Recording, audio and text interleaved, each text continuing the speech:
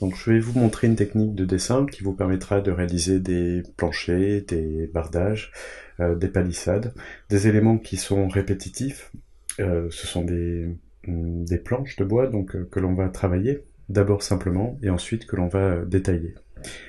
Alors je vais commencer par la base du dessin, donc je vais commencer par dessiner ici en centimètres. Alors, je vais commencer par un rectangle plutôt. Donc pour le rectangle, je dois rentrer deux dimensions que je rentre de la manière suivante. Vous voyez, vous avez deux champs, enfin vous avez deux valeurs à mettre. Ces valeurs seront séparées par le point-virgule.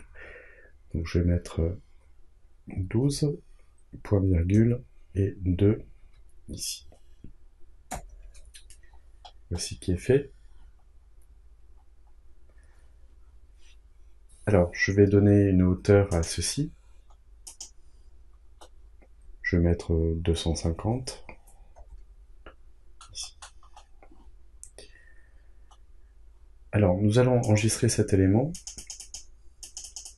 En cliquant 3 fois dessus, nous allons le transformer en composant et non pas en groupe, de manière à pouvoir le modifier par la suite et de répercuter toutes les modifications qui seront faites dessus sur les autres objets.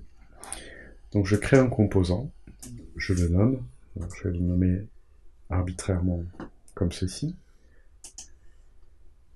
et je vais le dupliquer. Alors pour dupliquer un objet dans SketchUp, vous sélectionnez l'outil déplacer, qui sert également à copier. Donc prenez un clic pour le point de base, CTRL, vous appuyez sur CTRL pour vous mettre en mode copie, et vous reportez le deuxième point ici. Pour la copie multiple, il vous suffit d'utiliser l'étoile du pavé numérique. Donc vous cliquez sur étoile et ensuite vous mettez la valeur que vous souhaitez.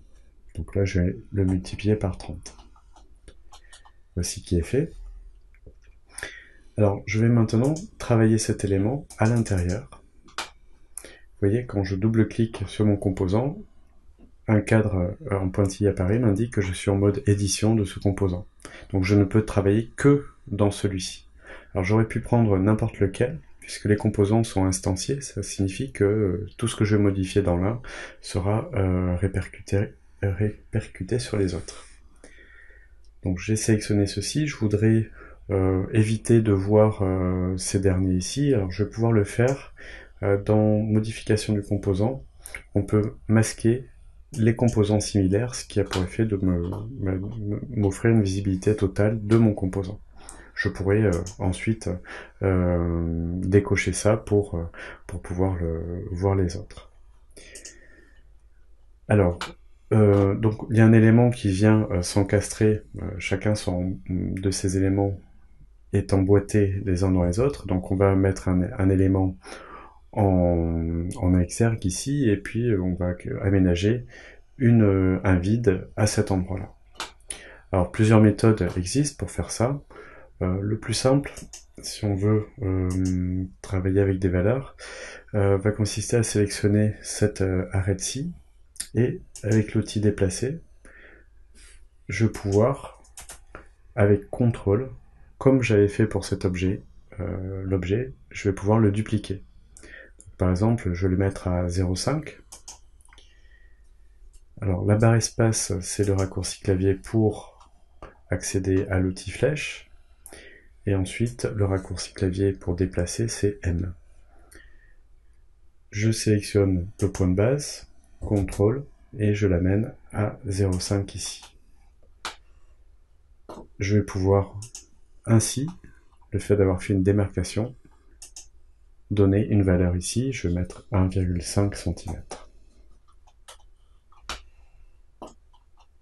Je vais faire la même chose de l'autre côté. Alors, la rotation ne marche pas très bien. Sauf que je vais faire son négatif. Je sélectionne cette ligne, je sélectionne l'outil déplacer, CTRL, sinon eh bien, on déforme l'élément. CTRL pour copier l'arête à 0,5. Et comme tout à l'heure, barre espace pour récupérer l'outil de sélection. Je clique sur l'arête et ensuite sur M pour accéder à l'outil déplacer. Je me mets à 0,5 ici. Cette fois-ci, c'est cette face que je prends et je la mets à l'intérieur à 1,5. Alors, observons ce qui se passe tout autour. Donc, je vais quitter, c'est-à-dire je vais reprendre l'outil de sélection et cliquer à l'extérieur ici. Donc, je constate bien que les éléments, chacun des éléments a été modifié. Donc, je pourrais continuer. Ici, je voudrais, pour que la lumière joue un peu plus sur ces planches de bois, rajouter un chanfrein ici. Je prends l'outil ligne, je vais me mettre ici, donc il trouve le point du milieu de ce segment, ce qui me convient ici, en bleu. Et pour être sûr d'être à égale distance, vous avez un repère visuel qui vous donne une ligne rose qui vous permet d'indiquer que ce segment-là et ce segment-là est à égale distance. Donc je vais faire de même pour cette partie-là. Je repère le point du milieu, ici. Je n'ai plus qu'à découper cet élément-là, puisque j'ai une face fermée ici, je vais pouvoir donc appuyer tirer. Je lui montre l'arête du bas, ici, et je clique. SketchUp mémorise la valeur que l'on donne au moment d'appuyer tirer, donc je vais pouvoir faire double clic pour faire exactement la même chose. Je n'ai plus besoin de lui montrer le point ici. Hop. Alors on pourrait continuer à travailler notre modèle, par exemple le sculpter un petit peu, ici, rajouter une petite arête, et creuser cette partie-là. Évidemment, si ces parties-là ne sont pas visibles, ceci n'est pas à faire, mais c'est pour vous montrer que vous pouvez sculpter comme vous voulez votre élément. Alors, jetons un œil. Donc on a déjà quelque chose visuellement un peu plus satisfaisant, puisque on a ces éléments-là qui sont en retrait, qui viennent animer un peu la surface. Alors, continuons. J'ai utilisé tout à l'heure l'outil déplacer et copier. Ça marche avec des composants, mais ça marche avec n'importe quel objet. Par exemple, je pourrais prendre cette ligne-là. Je vais agiter un petit peu cette surface, mettre un système de crénelage ici.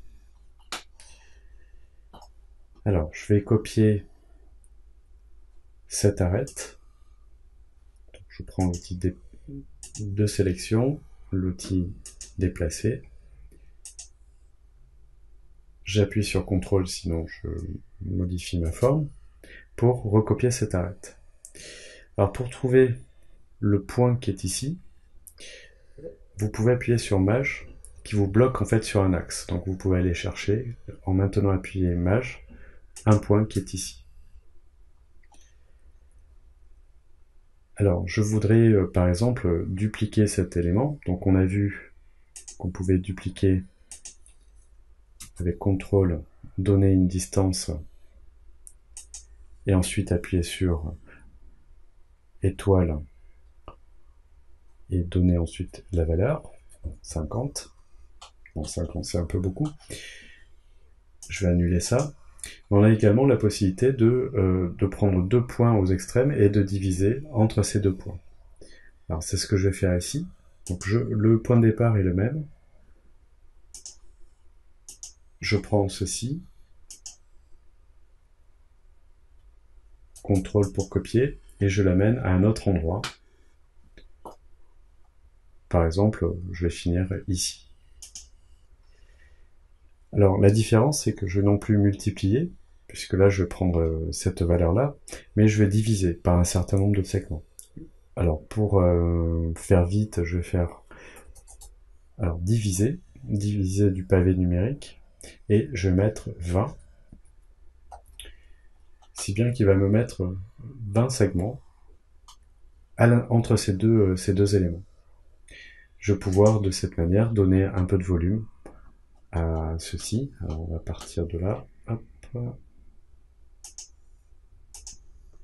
sur 1 sur 2, Alors le double clic est pratique ici puisqu'il se souvient de la valeur. La valeur est mémorisée. Donc je suis sûr d'obtenir la bonne extrusion. Voici qui est fait. Donc très simplement, en faisant un seul élément, j'ai pu eh bien, le reporter aux autres éléments.